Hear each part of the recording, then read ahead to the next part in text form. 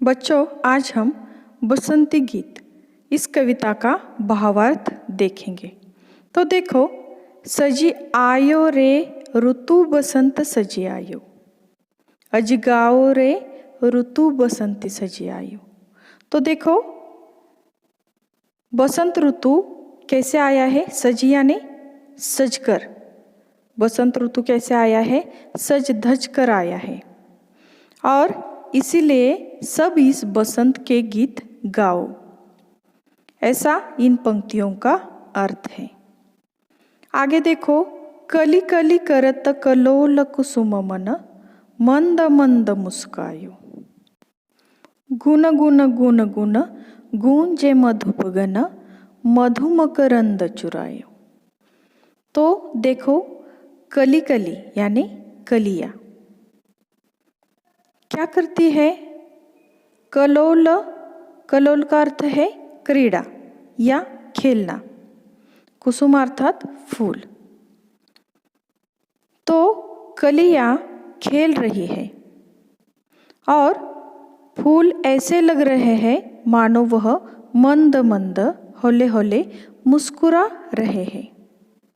और मधुप अर्थात कौन? भौरे। तो वह गुन गुन गुन ऐसे गूंज रहे हैं। मकरंद अर्थात फूलों का रस। तो यह भौरे गुन गुन ऐसा गुनगुनाकर क्या कर रहे हैं? इधर से उधर उड़कर फूलों का रस पी रहे हैं। और इसलिए कवि कहते हैं कि बसंत ऋतु कैसे आया है? सज धज कर आया है और सब मिलकर इस बसंत ऋतु का गीत गाओ।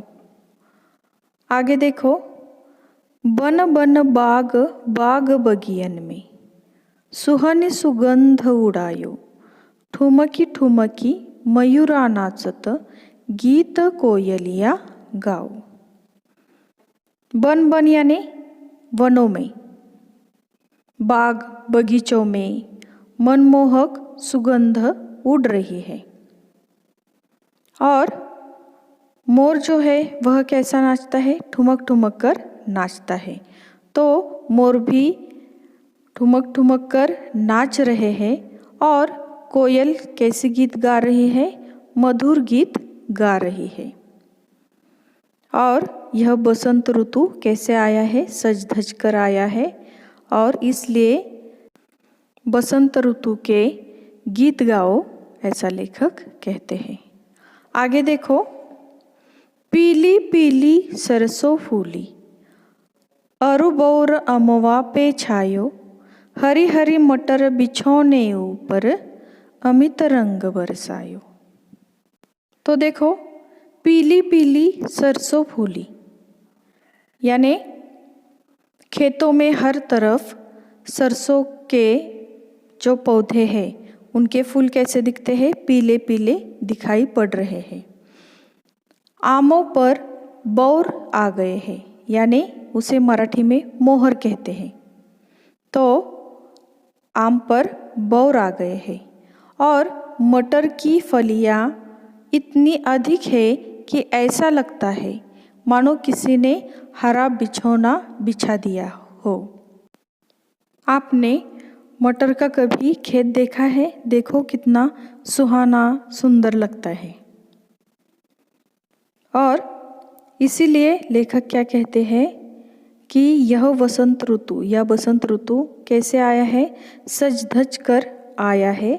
और इसलिए सब बसंत के गीत गाओ।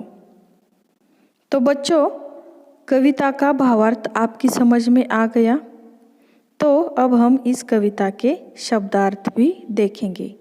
तो देखो, सजी अर्थात सजकर, कलोल अर्थात क्रीड़ा, मुस्कायो अर्थात मुस्कुराया, बगियन अर्थात उपवन, मयूरा अर्थात मोर, अमवा अर्थात आम, आयो अर्थात आया, कुसुम अर्थात फूल, मधुप अर्थात भौरा, सुहनी अर्थात सुहावनी, कोयलिया अर्थात कोयल, छायो अर्थात आ गए, कली अर्थात बिना खिला फूल, मंद मंद अर्थात धीरे धीरे, मकरंद अर्थात फूलों का रस, ठुमकी अर्थात खुशी से, बौर अर्थात आम के जो छोटे छोटे फूल होते हैं उसे बौर कहते हैं, अमित अर्थात असीमित। तो इन शब्दार्थों को आपको नोटबुक में लिखना है और मुझे भेजना है।